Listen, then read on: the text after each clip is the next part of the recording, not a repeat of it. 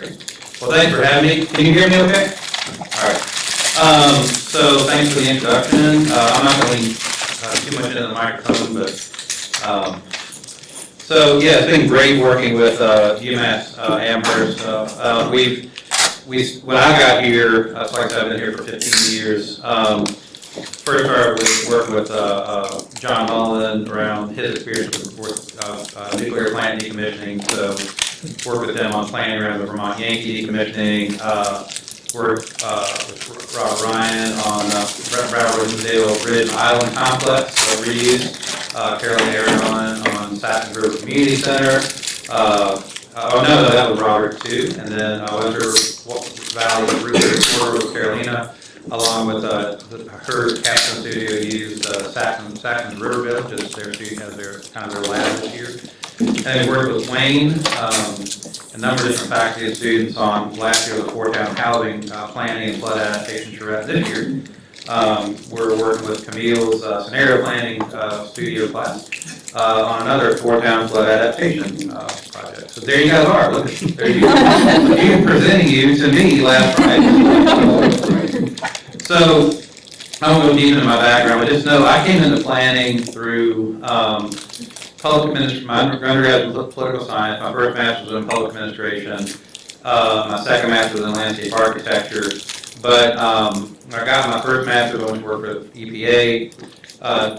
Left, went back up to get my second master's, and really was interested in sustainable agriculture. It was actually sustainable agriculture and rural sustainable development that led me to LSU. And while I was in Louisiana, I got involved in, basically, I didn't know it was called community food security at the time. I got involved in like community food security projects, working with farmers, inner city communities, on creating markets, technical assistance, basically how to provide more local food for the local folk. And from there, went to work for, I was the federal policy coordinator for the National Campaign for Sustainable Agriculture, which brought me to New York State. And then while I was in New York, I became Deputy Commissioner of Planning for Orange County, New York, right after 9/11. So that was during a time when we saw a surge of growth in that county and around the county. From there, I went to Maryland, where I was Deputy Director of Planning and Zoning for Calvert County, which is a small county, peninsula on the western side of the Chesapeake Bay. Left there, went to Mississippi State. I was on the landscape architecture faculty, was a graduate program coordinator. And from there, I went to here. But you see basically where I lived, and I grew up in southwestern Virginia, a town called Abingdon. And the mountains there, it looks a lot like Vermont. The like 5,700 foot peaks. There were maple sugaring festivals, brand festivals. I grew up trout fishing, and that imprinted on me. So I always kind of had my heart set on maybe living in the North Country one day, and here I am. And you're going to see a lot of quotes from this guy. Anybody know Wendell Berry? Okay. He's been really influential to me. I'm doing this lecture, so I'm taking it upon myself to share him with you, introduce you to him if you're not. But he was really influential to me when I was riding Metro from Vienna, Virginia to DC with EPA.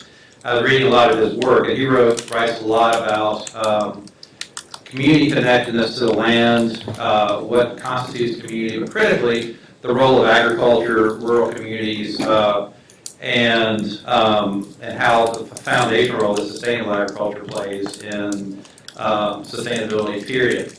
But this quote from him about community really has kind of become my go-to understanding about, for me, what community is, and frankly, kind of the highest objective of the planning profession, which is, so it says, community is the mental and spiritual condition of knowing that a place is shared, and that the people who share the place define and limit the possibilities of each other's lives. It is the knowledge that people have of each other, their concern for each other, their trust in each other, the freedom with which they come and go among themselves. Windham Regional Convention, we serve 27 towns, over 920 square miles in southeast Vermont. So 23 towns of Windham County, Greensboro, Cedarburg, and Lynn Hall and Bennington County. Weston and Windsor County. Our largest town is Brattleboro with a population of 12,000. The smallest is Somerset with a population of 6. And our mission is to assist towns in southeastern Vermont with providing effective local governance to work collaboratively with them to address regional issues. And to give you some context, a of our 27 towns, 5 have town managers. Select boards are composed of volunteers. Brattleboro is the only town with professional planning staff. Planning commissions are all volunteer and generally do not have professional support and no continuing education requirement. In some states, like in New York, typically when I served on a planning board. And typically, if you go to a planning board meeting, there'd be like a consulting planner, professional they would retain to provide support. Generally speaking, you do not see that in Vermont, or at least in our region. Planning commissions by law have to have a minimum of 3 members and a maximum of 9 members. So we have 25 towns with planning commissions. So think about it. In a geography the size of a county, at a minimum, they have to seat 75 planning commission members. So this is just kind of getting this hyperlocal thing. Zoning administrators, there are some that are professionally trained, some are town staff, so it'd be like a town manager who also serves as a zoning administrator, and some are literally volunteers, and again, no continuing education requirements to do what's really create some legal exposure for the towns. And then for towns that don't have zoning, 18 of our 27 towns have zoning. Most all of them now have adopted flood hazard bylaws. For the most part, those towns without zoning, volunteers administer the flood hazard bylaws, which means a lot of times the flood hazard bylaws are actually not administered. And that creates some legal exposure. The story I'm telling here is it's really kind of, the capacity to do something is really up to the towns, and it can be quite thin. And let's talk a little bit about Vermont. We're small, we're rural, and we're trending older. Population of about 640,000, largest city of Burlington, population of less than 550,000. Median household income about 81,000. Poverty generally ranges 9 to 10% across age groups. Total number of households, about 280,000. Total number of housing units, about 330,000. Median age is 43.7 years. By 2030, 1 in 3 people will be over age 60. Our older population constitutes about 22%. And so I want to talk a bit about the challenge of day-to-day planning. And the case I'm making here, or really the questions I'm asking here, are to what extent does in Vermont, and then expanding this to New England, does planning and does planning and the government administration at the hyperlocal level, what are the implications for ultimately not only like the sustainable development and continued existence of these communities, especially in the wake of disasters, but even the sustainability of this type of government itself. Wayne's been, and Camille and the students here have been involved in conversations with this one town, Reedsboro, population about 700. The select board chair literally said to us, right, he doesn't know if the town's going to be able to continue to function in 5 to 10 years, and they can't find anybody to manage their drinking water system. So these are the kinds of things we're dealing with. So when Barry wrote, the significance and ultimately the quality of the work we do is determined by our understanding of the story in which we're taking part. And so here's the story. So planning is highly decentralized in Vermont. We have 237 towns, 10 cities, 5 unincorporated towns, and 4 boards. And towns can choose to have a plan, follow state planning goals, adopt zoning, or otherwise implement towns' plans. So they don't have to have a plan. It's their choice to do that. And in the absence of county government, there is no means to aggregate taxes between the municipal level and the state level, which means it can be challenging to plan and implement intermunicipal infrastructure projects. And in most areas, like of town business, as a state, we don't make intermunicipal collaboration easy by statute or through civic culture. And what I mean by that is like shared staff, like a zoning administrator or a shared town administrator, shared animal control, or even things like bulk purchasing of culverts and sand and that kind of thing. But one of the great things about Vermont is the primary planning goal is a smart growth planning goal. It's in statute. So all state planning, regional planning, municipal planning is to follow this. And the number one goal is to plan development so as to maintain the historic settlement pattern of compact village and urban centers surrounded by rural countryside. Now, I'm not sure what other kind of countryside you have, but Vermont is rural countryside. And it says everything. Intensive residential development should be encouraged primarily in areas related to community centers, and strip development along highways should be discouraged. Economic growth should be encouraged in locally designated growth areas. Public investments, including construction, expansion, and infrastructure, should reinforce the general character and plan growth areas of the area. Development should be undertaken according to smart growth principles. So that's awesome, right? Really good policy stuff. The challenge is half of Vermont's villages lack community wastewater or water infrastructure, which means basically they are frozen in time. Anything that intensifies drinking water or wastewater demands basically can't happen. You know, a number of our villages without water or wastewater because the lot sizes are so small and based on the requirements for on-site septic and well, you really can't add a single dwelling unit. And so all those red dots up there are villages with neither water or wastewater. The yellow ones are sewer only, the blue are water only, and the green are water and sewer. And when it comes to our region, I circled that. That's basically like the West River Valley Route 30 corridor, and I've added some images of the types of villages that we're talking about. You know, they're iconic Vermont villages. And if you were to drive through in most places in the country, you might say, hey, this place must have water and wastewater because it's a compact settlement. These people certainly don't want to be drinking one another's septic and other things. But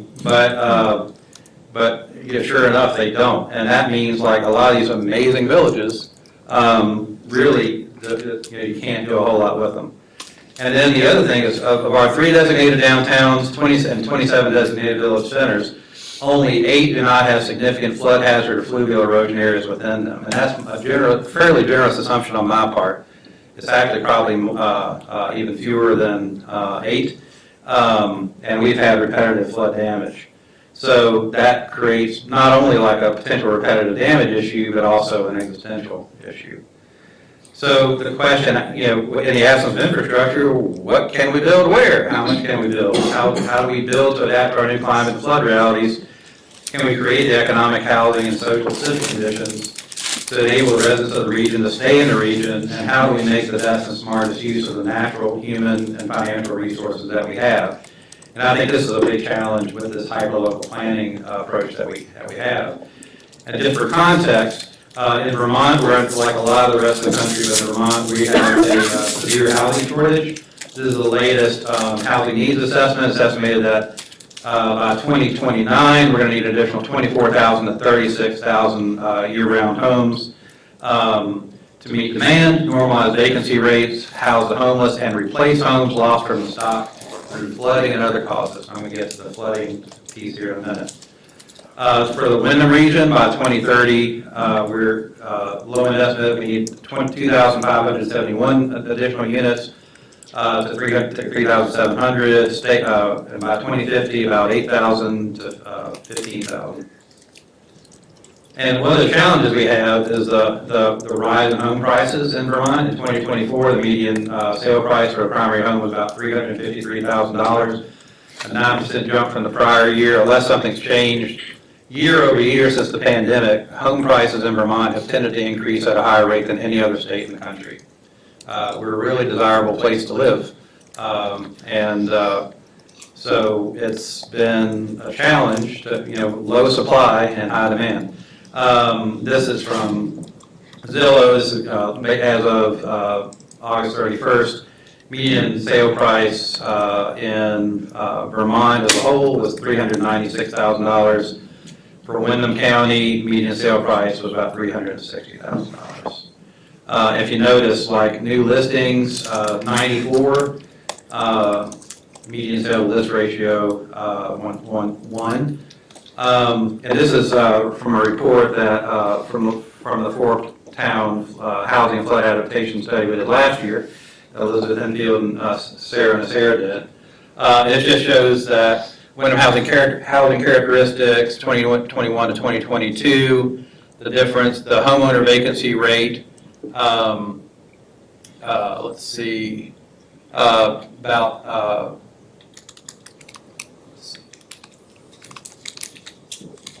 1.9% and for homeowners, and rental vacancy rate about 7.3%. Why that? Would you have that? That's in 2010. By 2022, the homeowner vacancy rate is 2%. Rental vacancy rates about 3.1%. We've actually had a fair number of people, well, in the by the 2020 census, we had a fair number of second homeowners come up and live in Vermont during the pandemic. If you look at our single family versus multifamily trends, they're kind of going, well, at least not in the right way. We really need a lot more multifamily units, and they're basically holding steady or even declining. Why would they decline? Well, during the pandemic, a number of multifamily homes, like old Victorians that have been divvied up, were converted back to single family as people were able to buy them and reconvert them back to single family homes. So I'll go through all of that data. And I'm going to, by the way, I'm going to leave all this with you, so you're welcome to go back and look at it. Seasonal versus year-round properties are a major factor in a number of our towns. The orange there shows year-round occupied. The blue is seasonal second homes. And for the 4 towns that we looked at last year, Londonderry, Weston, Windham, and Jamaica, that bottom right-hand graph shows you the households earning less than $50,000 in 2022. So if you think about the home sale prices versus what people are earning, it makes a pretty challenging home ownership and rental environment.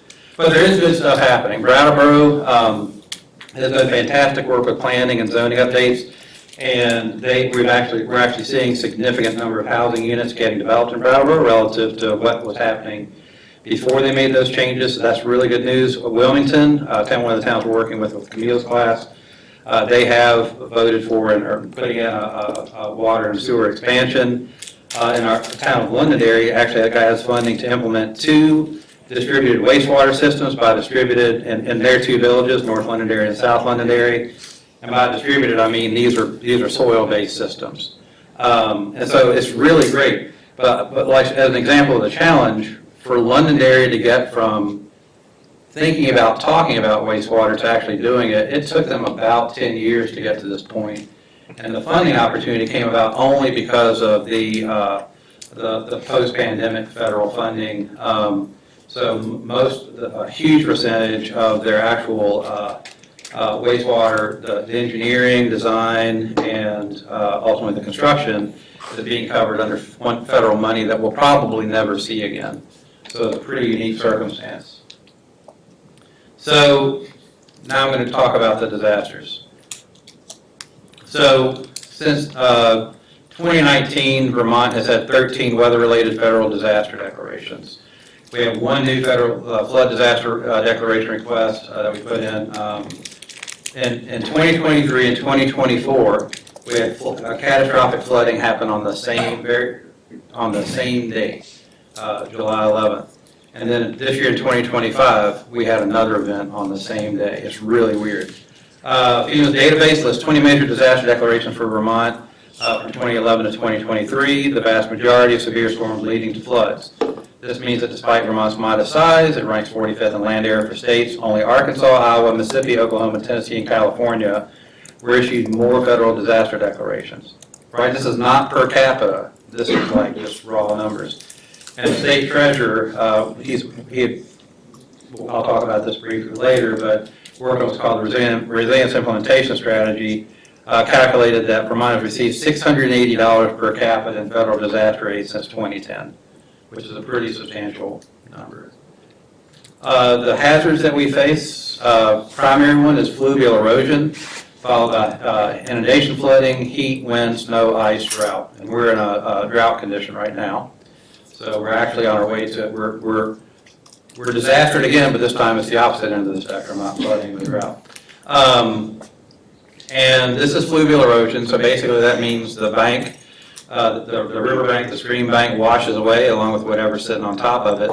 Inundation, flooding, right, the water rises, then it falls. And it may or may not cause, like actual structural damage to the foundations of the buildings. It may depend on if you're in the floodway or not, but right, so the difference between this really violent fluvial erosion versus the inundation flooding, which is bad enough, but it's not as violent. And then the other thing that we're dealing with more are landslides. These become much more prevalent, and especially after the 2023 flooding, we're having to factor those more into planning too.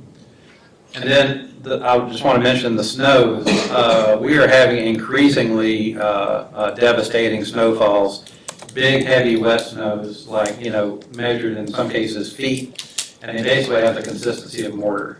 December 2022 and 2023, we had these major snowstorms, knocked out power for 50,000 homes in 2022 and 40,000 in 23. And remember, this is in a state of 640,000 people. Storm cost Vermont Power over $13 million each.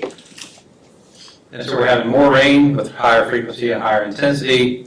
The quantities of some of these events are pretty profound. I know you're having them here too. This is just a map that compares the amounts during the 2011 Tropical Storm Irene versus 2023. As you get into those dark purples, those are 7+ inches of rain. Irene was rain that fell over basically a 24-hour period. Same thing with the July 2023 flooding. And then in our region, we also had, and the rest of the state was in drought. Our region, we had super saturated soils and had one of these like 3 inches of rain in an hour and a half events, and had catastrophic flooding, in this case streams, not rivers. It was a pretty dramatic event. This is what's called the National Water Model. When you get into those purple colors, that for the month of July, that's 15 to 20 inches of rain. For the July 2024 event, our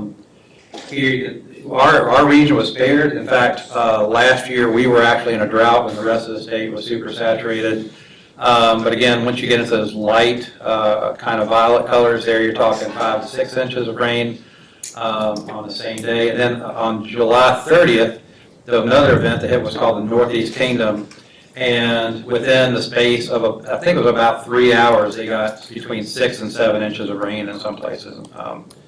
And so these are the events that we're starting to see more frequently, and it's really freaking people out. There's a National Water Model from July 2024. Again, that kind of mauve color, for lack of a better term, be about 10 to 15 inches of rain that month. So one of the things about the 2023 flooding and the 2024 flooding was the impact on households. Typically, a lot of our flooding events tend to be more public infrastructure type events, or damaging bridges, culverts, destroying roads, destroying rail, but maybe not getting into homes. But in the 2023 flood, it's been really hard, especially in a small state like Vermont, to really track exactly how many households were damaged. But this is based on FEMA data, which actually, right, when we're thinking about households, this may not include renters, and it may not include the people who don't want to be kind of known. And so this is information reported out of FEMA, but in a state, again, of 640,000 people, 3,614 households received up to $26.3 million in aid. The 2024 flood, it was 1,398 households. And new for 2024 was what's called displacement support. 1,372 homes received that, which meant the people had to leave their homes temporarily. And increasingly what we're seeing is the picture there, that was in our region after the 2021 flooding. That was caused by a brook, not a river, not a landslide. This was increasingly, we're seeing this. I sit on the State Hazard Mitigation Grant Project Review Committee. And increasingly what we're seeing when people are coming to us wanting to have buyouts of property is they live on these flashy brooks. And what's happening right with our glacial soils is causing the stream channel, they're migrating a lot, so they're not staying fixed. And they're displacing huge quantities of sediment, cobbles, stone, trees, propane tanks. But this is increasingly the type of damage we're seeing. So it's not just the rivers.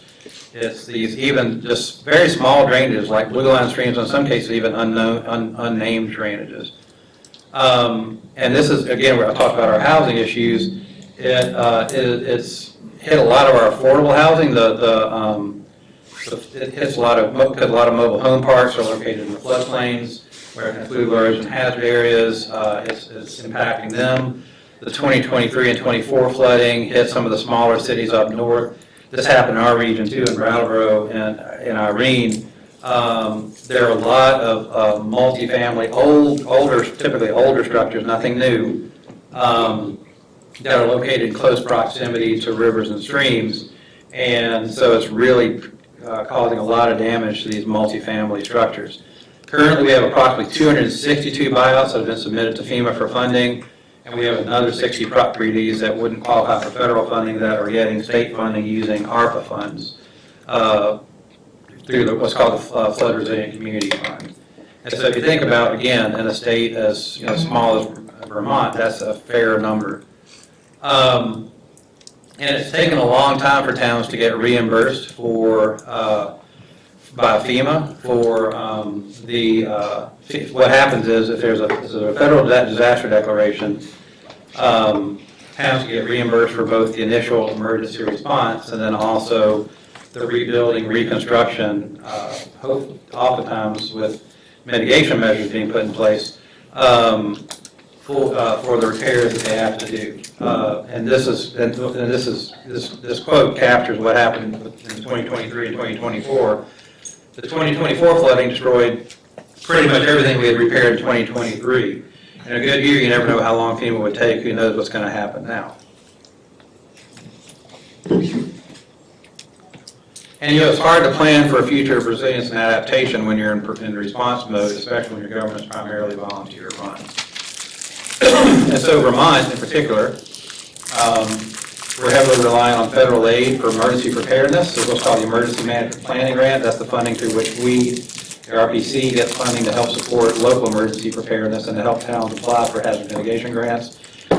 Towns are required by FEMA to develop local hazard mitigation plans in order to benefit from federal grant programs, like the Hazard Mitigation Grant Program and the Building Resilient Infrastructure and Communities Program. I'll mention in a minute, these programs are effectively being eliminated. Response reimbursement results from a federal disaster declaration. Public infrastructure recovery is funded through what's called a public assistance federal disaster declaration. And if you meet it's a fairly high threshold for individuals and families and businesses, they may qualify for aid if there is an individual assistance federal disaster declaration. So now I'm going to kind of walk you through a timeline of what's been happening. So I read, among our Regional Planning Commission directors, we're a small state, each of us takes a lead on some policy area. I used to be transportation because I was an MPO director in Orange County, but now I've moved over to emergency planning. So I'm basically the point person on emergency preparedness, emergency planning, and disaster response and recovery. I'm also the primary point person on conservation. To me, there's a logical link between those two. So back in March, I read Project 2025 ahead of, which was kind of, I know it was denied by President Trump when he was running for office, but it basically laid out kind of a blueprint for what the policy foundation was going to be, should he get elected.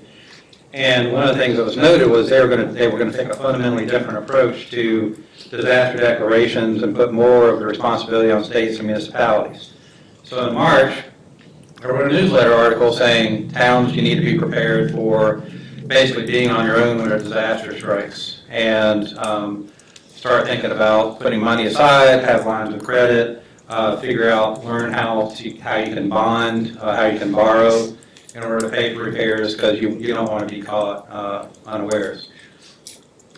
And then in April, they announced the elimination of the BRIC program. This did affect some specific projects. For Vermont, we lost about $2 million. But critically, this is the federal funding that is used for towns to develop local hazard mitigation plans. So basically, the funding stream that towns have relied on for that has now been eliminated. We're trying to figure out what another source might be.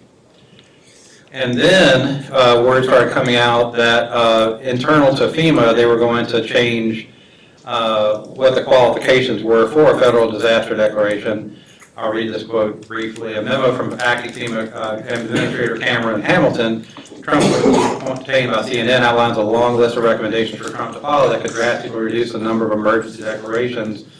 The president approves the amount of federal assistance doled out to cities and states hit by natural disasters. And he did this intentionally ahead of the hurricane season to try to get this new rubric in place. And it says at this point there's no clear indication that FEMA or the White House are prepared to follow the recommendations outlined in Hamilton's proposal. Incidentally, Hamilton was subsequently fired. Then we started getting more news. In May, we realized that the White House was going to quit providing what's called hazard mitigation grant funding. This is funding that oftentimes attaches to federal disaster declarations. So in addition to the public assistance, like to rebuild infrastructure or individual assistance to help households, there was also federal funding that would come along to help with hazard mitigation. And so between the 2023 and 2024 flooding, Vermont was getting $90 million to basically use in ways that would help mitigate against future disasters. In Vermont, I can get into the details of this, but Vermont has chosen to use that to support the buyouts. And so we relied heavily on this hazard mitigation grant money to buy out repetitively damaged properties. Then in June, it became more clear about what this new rubric would look like, and they're basically going to change the per capita indicators for communities to qualify for what's called public assistance. And I'll just read this quote. FEMA has posted damage estimate reports for 76 of the disasters declared in 2024 that included requests for public assistance. 53 or 70% of these disasters would not have met or exceeded public assistance indicators under the proposal to raise them by 400%. And this is critical for Vermont, and I would say for a lot of New England, especially smaller communities. Eliminating declarations for smaller scale incidents would shift the cost of related response recovery work to non-federal governments, survivors, and private entities. And so, again, we're starting to see a pattern emerge. In July, the funding was the Emergency Management Performance Grant funding that supports local preparedness, and a number of different state emergency management offices. Vermont's about 90% dependent on this stream of funding. Is what RPCs in Vermont get. Support municipalities. Word was getting out that the administration was going to eliminate that funding stream. Now, what's happened is, just a brief aside, what they've done now is there's a lot of political pressure. Congress continued to fund the program, so all the states got in their applications. Then FEMA said, okay, your application is approved. Then they suspended that approval on October 1st, right? So by the end of the fiscal year, on September 30th, they said your grants are approved. October 1, they said, wait a minute. And what they're requiring all the states to do is recalculate, basically redo a census at the state level, subtracting anybody who lives in the state illegally or anybody who's been deported. And so right now, our funding has been suspended, therefore we're not able to work with municipalities on emergency preparedness. And the state's trying to figure out how they continue to keep, they're trying to eke out as much as they can to keep Vermont emergency management operating. A number of different states, their 8 emergency management agencies rely on that. And at the county scale, a number of counties, because the state passes the money down, rely on this funding for their emergency operations. In early September, we're getting more and more data that disaster declarations were taking longer. And again, the data kept kind of adding up, and also it was becoming clear that this hazard mitigation grant funding that I was talking about was not getting approved with disasters that were getting declared. I'll read this quote. The last time the administration approved an HMGP funding request was March 18th. Since then, governors made 42 HMGP requests, none of which has been approved. So, again, think about our small town context, right? We have frequent disasters. We've been relying on federal aid to help reimburse the recovery or the emergency response and recovery, and then also relying on that funding to take mitigation actions. So all of this is beginning to look not good. So after we had the July flooding, our governor requested federal disaster declaration. That was submitted on August 25th. In October, I decided, I need to kind of raise the alarm. It's easy to in Vermont, it's a small state. So for Vermont Digger, I wrote an opinion piece. This is basically reiterating what I said back in March. And I said, we need to be prepared for greater self-reliance in the wake of a disaster. Specifically, everybody in the state needs to pay attention to whether or not this federal disaster declaration gets made, and whether or not the towns in Essex and Caledonia counties are going to get any funding to reimburse the response and recovery. because if they don't, we're gonna have some, empirical knowledge about what that's going to mean for the burdens that municipalities are going to have to bear. Then the day after this was published, I think I shared it with Camille, right? I think you shared it with me too. So the headline: How FEMA is forcing disaster-struck towns to fend for themselves. Quote: A steady backlog of pending disaster aid requests has persisted this year, sitting at a dozen as of Tuesday. Under previous administration, there have rarely been more than a handful of outstanding requests at a given time. It is up to states to request FEMA's help. And then we're seeing the reality of this, of what's happening in North Carolina. They are getting very little of the funding that they were told they were going to be getting through FEMA. Quote: Dennis Aldridge, a commissioner in Avery County, said removing over 1 million cubic yards of vegetative debris after the storm had cost $53 million, which is not being reimbursed at this point. Quote: And our whole county budget is $42 million, so that math don't math. And then this is impacting things like their bond rating. Your bond rating impacts how cheaply you can build a school or repair a government building or build roads. It risks making things more expensive for local governments in the medium term or the long term. In addition, he said many municipalities are facing a Swiss cheese tax basis with properties destroyed and residents displaced by Helene. Also, she said she is concerned that Yancey's audit is going to look very bad because of how much they've had to pay out and how little has come back. And then this article from October 15th, Vermont was used as an example of what's going to happen as you push more of the responsibility to the states and local government.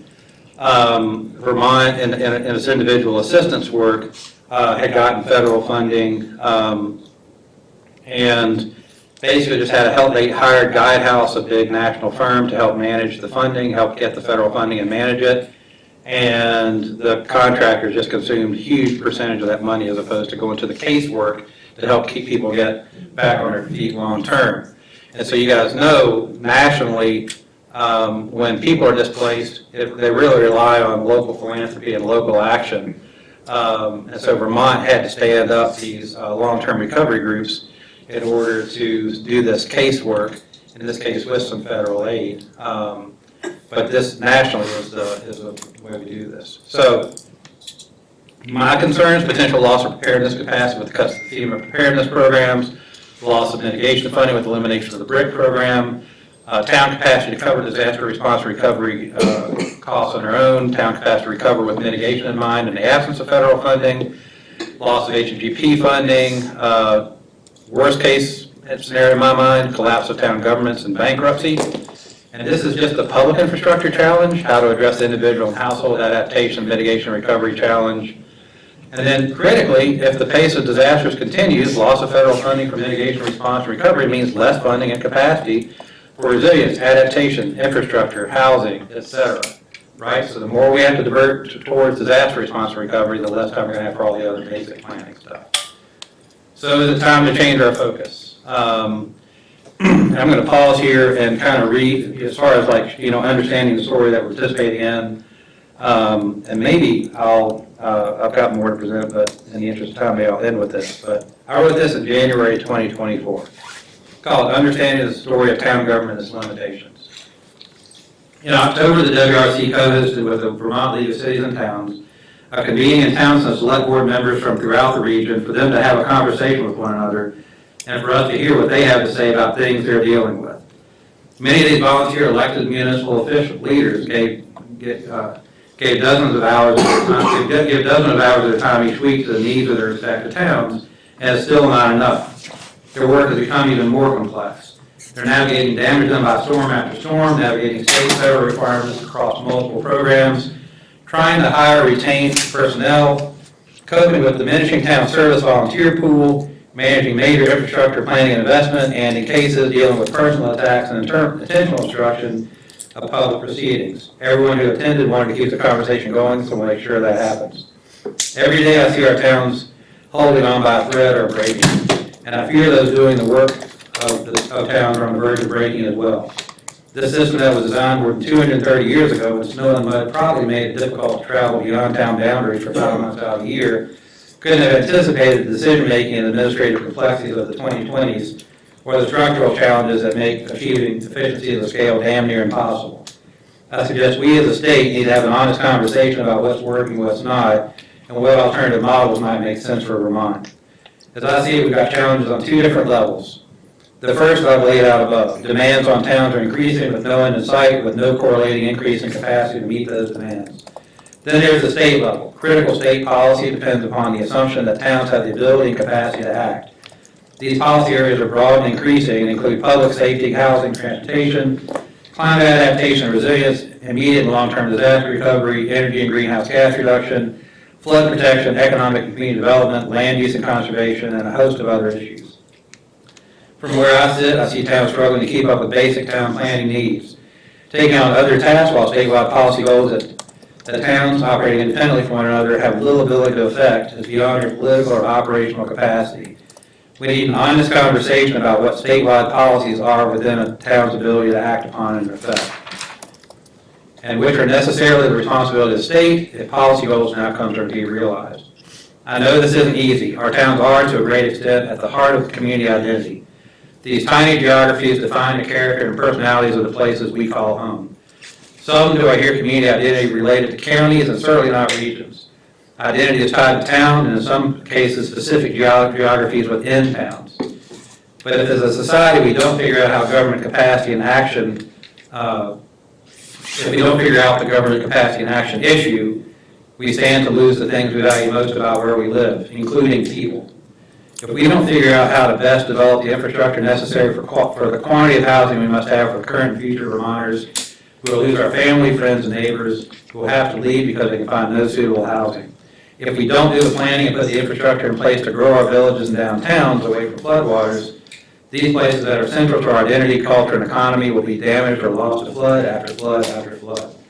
If we fail to act to protect headwaters forests and downstream floodplains, and better accommodate the flow of floodwaters across the landscape in places and in ways that don't carry away homes and livelihoods, then our lives will be diminished in nearly every regard. Some of this can be done at the hyperlocal level, as our towns. Much of it requires action among towns and by the state.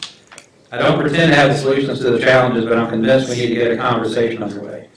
This would be an ideal conversation to be taken up by the state's universities. I come out of the tradition of institutions of higher learning, assisting with the assessment of statewide challenges, and putting forth ideas about what might work. Windham wrote, the significance and ultimately the quality of the work we do is determined by our understanding of the story in which we are taking part. Doing this work can tell us the story of ourselves so we can more fully understand how we conceive of governance structures that will better steward and sustain our communities. So there has been some encouraging actions in some state statutes. Act 181 is overhauling the state planning framework, Vermont planning framework. Flood Safety Act will move regulation development high hazard river corridors to the state. Community Resilience and Biodiversity Protection Act, we're going to have a statewide conservation plan, basically a 30 by 30, 50 by 50 conservation plan. The Vermont Home Act amended, made it easier, established some consistent local planning and development regulations with regard to what towns could and could not zone in terms of keeping out multifamily housing. We've got the Vermont evaluation of rural technical assistance, which is underway now. It's going to wrap up by December. We're evaluating the current municipal technical assistance ecosystem. We have now the Vermont Resilience Implementation Strategy. And the first thing they recommend is evaluate and redesign planning and implementation systems around regional geography, not town lines, to ease local burdens and expand the impact of resilience activities. Pilot a regional governance structure in an underserved area to test resilience-focused county-level governance functions. I will note one other thing. In the wake of the flooding in 2023, it really revived in the state this conversation about governance because we were seeing towns just not be able to respond to disasters. So in that Homes Act, there was actually a provision that established a county regional governance study committee within the legislature. So I was part of the technical advisory group for that, but when they, after the November elections, when the new committee chairs came in, they abandoned that effort.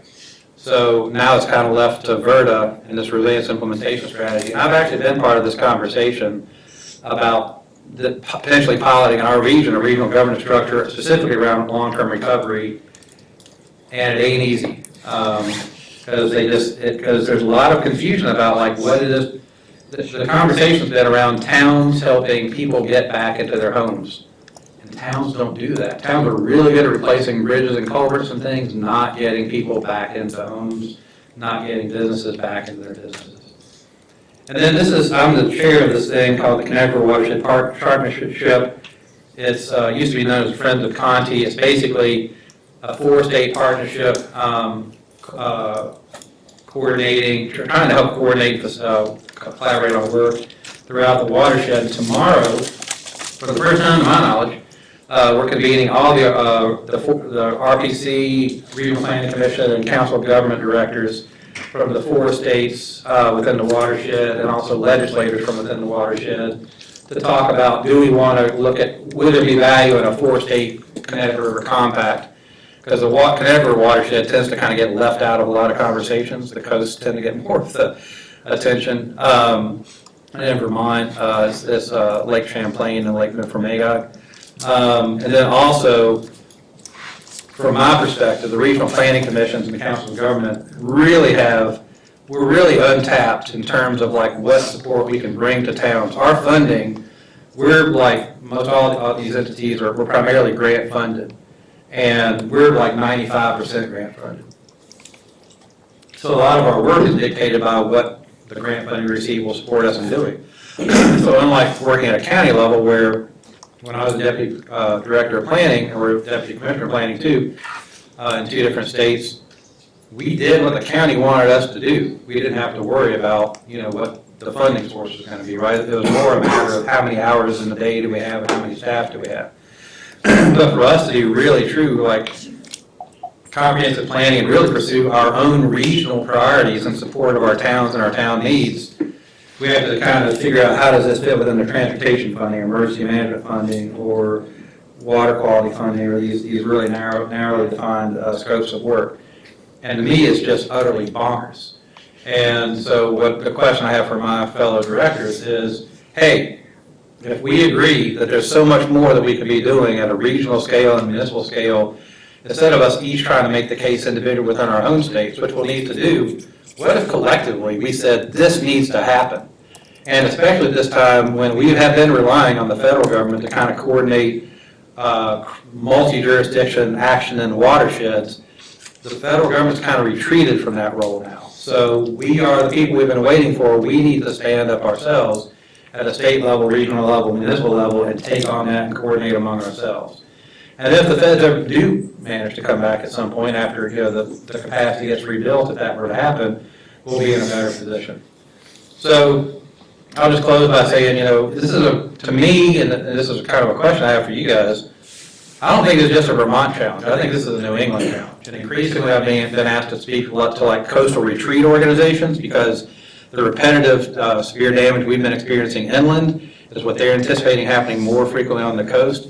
And what I'm hearing, even in like metro, coastal Massachusetts, right, which theoretically would have more capacity as tiny towns in Vermont, they're dealing with the same thing. And I'm hearing in some cases that those towns are even more entrenched in kind of acting on their own. Right in this interrelationship that we have, this is the sediment plume after Irene, about a week after, flooding down the Connecticut River and the Long Island Sound. Another quote from Wendell Berry, such pondering the facts of gravity and the fluidity of water shows us the golden rule speaks to a condition of absolute interdependency and obligation. People who live on rivers, or in fact anywhere in a watershed, might rephrase the rule this way. Do unto those downstream as you'd have those do upstream unto you. And so, can the collective we transcend traditional planning silos? And as we all confront housing supply and affordability crisis, where we factor in the evolution of historic settlements and high-risk locations towards safer places, are we integrating local hazard mitigation plans into land use plans? Are we doing enough to permanently protect large habitat blocks to mitigate climate impacts? To me, conservation is a life safety planning issue.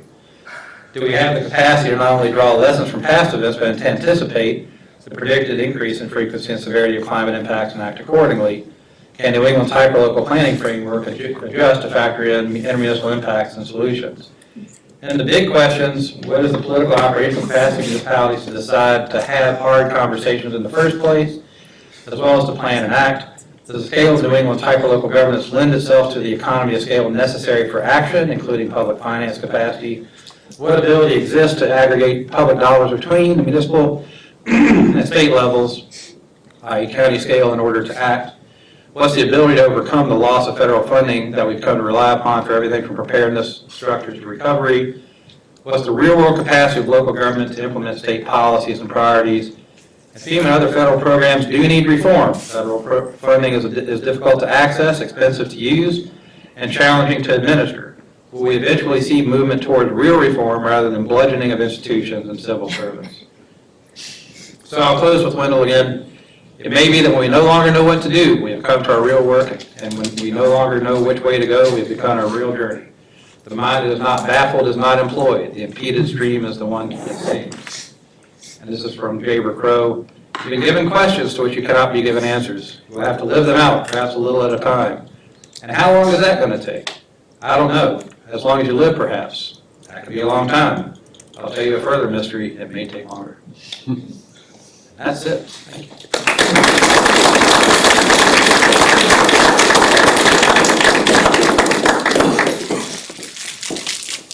I'm open to comments, yelling, screaming. Yeah, I have a question. So, we've been here before in education, where, over the past century, we regionalized schools, and in Vermont, not that many years ago, we started sharing tax base for schools. What was do you have any sense of why did that work for schools and doesn't work for governance?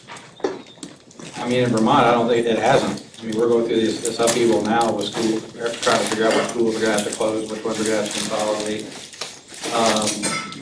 Honestly, when it comes to education funding and those formulas in Vermont and how schools work, my brain just shuts down. I grew up in a county school system. Yeah, I had to ride a bus for a while, had bigger classes, but it's the other challenge we have in Vermont is when you get your tax bill, it's not just the town taxes, it's also the state school taxes. And people, all they see is taxes. And so that, to me, psychologically, that limits what towns can tax, because people see these tax bills increasing, and they don't know what's the town and what's the state, because most people aren't paying that close attention. And to me, that further impedes the towns to kind of make the investments they need to be making. So I guess so all those questions I asked, every single one of those is a dissertation or master's thesis. Hint, hint, wink, wink, nod, nod. So I would say, this could be, right, this could be a point of inquiry. Like, where has this worked in New England, these kinds of conversations? And where has it not? What models worked well? What were the conditions for those? Because I don't have a great answer, because what I'm seeing in Vermont is just the, kind of perpetual upheaval. They've been talking school reform for 15 years, ever since I've been there. And even now, under this rubric, I'm still not sure how it's going to save money. I think they do need to think about greater efficiencies, but I'm not sure it's necessarily going to save money. And this gets into, the education thing gets into like the housing discussion, because you will have people say, we don't need new housing because a family might move in with a special needs kid and that's going to blow up our school budget. And when you have an older population, especially a lot of whom are on fixed income, they will get so hyper-focused on anything that increase costs or potential costs. And then that can also be used as an excuse to kind of prevent the other, the unknown other, from moving into a community. I've seen that's not unique to Vermont. I've seen that everywhere I've worked. Wish I had a better answer for you, but I know you wanted me to be more, you wanted me to be more positive. You're like, but I mean, there are, like I said, in Brattleboro, Wilmington, I mean, there are a lot of bright spots happening, but then I just deal with the day-to-day challenges. I just want to share this, where we have a town adopting its first town plan. It's awesome. But when they're going to have their required public hearing on their town plan, for the first one, they forgot to properly warn the town meeting. And so they, what they did, they published the warning in the paper, but they didn't post it in town. So they had to postpone the meeting. So then they just had another meeting, but they didn't have the key to the building. So I had to start the meeting outside, and somebody else had to go and get the key. But this happens all the time. I mean, so it's like when I'm talking about capacity, I'm not talking about just the capacity to have discussions. I mean just basic operational capacity to do the most basic things. And I say this with great affection. I love these towns. I mean, to me, they're like, I'm there's, I don't have any control of it, but I mean, I'm their steward. I'm trying to steward their needs. And, I just watch them struggle with just the most basic of functions. And the complexity of all of what they're required to do now has just grown. I think it's just outstripped what they can possibly do. Hi, Chris. Hey. One of your questions or recommendations was something about reducing the amount of kind of maybe long-term land use visioning or planning that's happening and focus on implementation. Can you say more about what that looks like to you? Yeah, so I really, I see towns get on this planning treadmill. Every 8 years, by law in Vermont, every 8 years they're supposed to update their town plan. Again, they can choose to have a town plan or not. The main carrot for updating your town plan in Vermont, if you don't have zoning, is that the statewide land use regulation process is called Act 250, and if you don't have a town plan, you basically cede, in the absence of those policy positions, or if you have an expired plan, you basically can't represent your plan. You don't really have a position to represent in Act 250, so that's the carrot. But so anyway, so what I see is towns get on this planning treadmill. They're perpetually planning, but they're not doing, because the planning is the easy part. And especially when it's just large globules on a map, but that's the actual doing. And like what I see, where I don't see our towns, like in Maryland, we're developing new town centers as the alternative to sprawl, because we had to accommodate growth, and we also didn't want it, and we wanted to move it off of the state highway so it didn't create a major traffic issues on this one north-south route that transected the county. And so to create a new town center, what do you have to have? Detailed physical master plans, detailed zoning that associates with that, capital improvement plans and strategies, capital finance strategies. I almost never see that in our towns, and I seldom see it anywhere in the state. The communities up around Burlington, the biggest ones, tend to be the ones who do it most. Brattleboro has some capacity to do it, but generally speaking, I'm not seeing, they don't do that. So that's where I'm saying, in our limited regional planning commission time, if we could focus and empower the towns to focus more on implementing the plans that they have, right? Because in the absence of any real development, ain't much changing, right? So a lot of the plans that were created 30 years ago don't look drastically different in substance than what they do now. So let's get them off that treadmill and instead be able to focus our time and effort and energy into having the conversations about how do we move them forward. Does that make sense? Yeah. So great presentation. I'm curious about, so the housing crisis in Vermont. And it's similar to other parts of New England where you've got an aging population. So if your population is not increasing for the students, why are you running out of housing?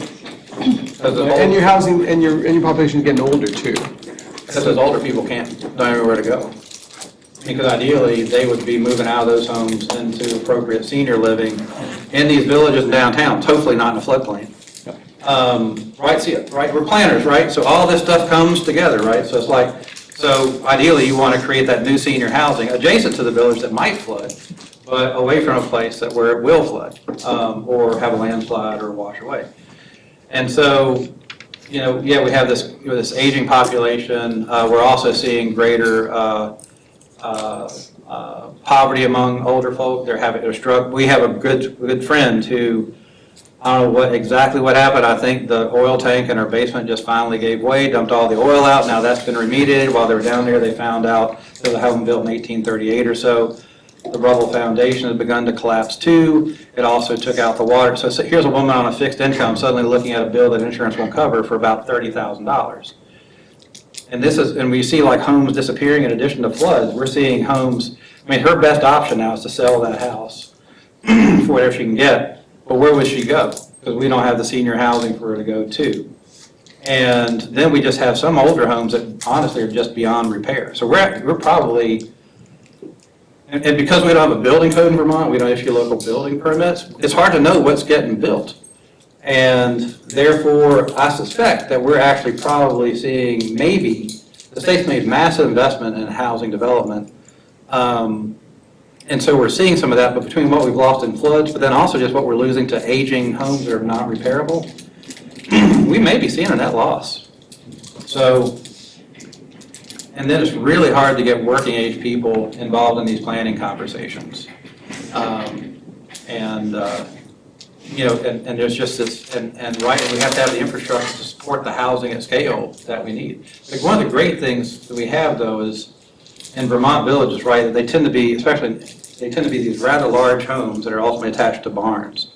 And so in these historic settlement contexts, again, controlling, with all things being equal, related to the flood risk, it is really easy to do significant multifamily infill development that has that massing, right? So it wouldn't look out of place to have, a few, like do the infill, you have apartments in a structure that would, significantly add to the population of the village, and support the stores and all that, but you have to have the infrastructure to support it. And so how do you do that on a town on a town of 1,000 people?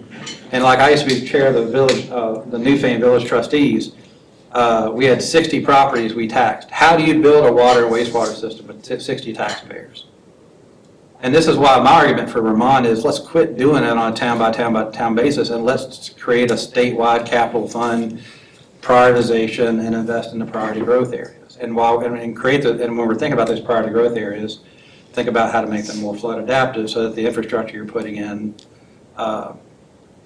is in the places that won't be destroyed. And just one thing, UVM Leahy Institute is working on service learning and UVM Leahy Institute for Rural Partnerships. And I put in a project a couple of years ago to where we're creating for the first time, believe it or not, a statewide wastewater map. Where is wastewater in the state? And to tell the story in Vermont about where you can actually develop. And then other faculty there have added to that. There's a zoning atlas, so with that, you'll now have a map of where the wastewater systems are. And you overlay that with what the zoning is in those areas. And then overlay that with the flood hazards. And I know this is getting completed, but it tells a horrifying story. But this should inform the policy discussions we're having, because right now, from my perspective, like the legislation that passed is really important, really necessary, but to some extent it's the easy stuff. Now we have to get into the hard stuff. What I love about Vermont, and I think I'm seeing this about in New England too, is a lot of the policy language is really good, but I don't see stuff getting done. Whereas in other parts of the country where I've lived, they build the infrastructure out and then they chase it with planning after bad things happen. If we can find that happy medium to where we've got the good policy stuff and we're building stuff, that would be awesome. Hi, thank you for the presentation. I sometimes sense that maybe even Massachusetts is facing kind of similar problems, aging population, coordination, especially between smaller towns that don't have the capacity. I've worked in planning very briefly, but I think sort of what I see on the field, there are sort of two broad obstacles to these kind of changes. One is, complexity, and the other one is human emotions. In terms of complexity, like resolving a complex problem requires actual resources at the end, like workforce, energy, matter, and if you just don't have the capacity to do that, it just cannot be solved. And I think there's a book by this guy called Joseph Painter from 1988 called A Complex Society. It talks about this kind of societal decline. And the second thing is like human emotions. I think what's really hard for people is all these little towns, at least if you're part of the select board or if you're sort of part of the in circle, you at least feel some sense of power, and also as a regular, like a general member of the public in these little municipalities, you might have the sense that you're a small community that you want to preserve. So any kind of changes that might bring the possibility of consolidation of responsibilities and power, or perhaps enlarging something to a bigger reason, I think that just triggers a lot of natural human like fear response. Some of it is like if a meaningful reform requires some consolidation, or some people like changing their jobs or moving jobs around. People don't want that. So I think there are some real practical difficulties in trying to implement these changes. I think you're right. That's part of why we're doing these intermunicipal conversations about flood adaptation and housing. Is it's amazing. I mean, towns are right next to each other. I mean, literally right next to each other. Do not talk to each other, generally speaking. And we have an oddity in the Deerfield Valley where we're working with Camille's class. where Dover and Wilmington have collaborated on some things, but they still have, do y'all remember how many fire departments they have? I mean, it's at least 2. Like, one thing I just kind of zoomed past was, in our region, we have 27 towns, right? We have the smallest town, population of 6. They don't need a garage or a salt shed. In our region, we have 26 town garages and 26 salt sheds. Now, in what universe does that make any sense? Because where I would like to be directing our energy and starting to have the conversations to get through the complexity and the emotions is like, start small. Hey, instead of rebuilding these salt sheds that are deteriorating, the cost of these things have risen to like $1 million. So instead of $1 million salt shed, let's have conversations about how many do we really need? And town garages too. How many town garages do we really need? And start with something really concrete like that. But again, with the intermunicipal town planning, I mean, I think you guys saw just how little the towns communicate with each other. And they're all struggling with this housing solution issue where potentially we'll see what the students come up with. But to my mind, in this little tiny town of Reedsboro, population of 700 people, they have a water and wastewater system and they have almost disinvestment in the village. There could be potentially at least part of your housing solution for this small sub-region. I even hate calling it region because it's a chunk of a county. I've never lived in a place where you call a few towns a region. But for those of you who don't know, right, I mean, a lot of elsewhere in the country, when we talk about a region, oftentimes it's multiple counties, may even transcend state lines. But anyway, hopefully we're going to have more of these conversations between towns. With that depressing closing. Yeah. Thank you, Chair.